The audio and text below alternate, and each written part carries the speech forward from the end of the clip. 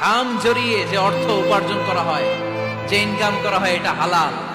আর হালাল খেয়ে দোয়া করলে কবুল করে কে?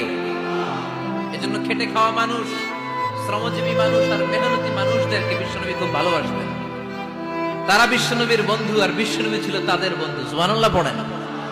এত ভালোবাসতেন বিশ্বনবী খেটে খাওয়ার মেহনতি মানুষদেরকে। সব সময় বিষ্ণু ইসলাম তাদের জন্য দোয়া করতেন। এজন্য যারা খেটে খায় তারা কপালওয়ালা।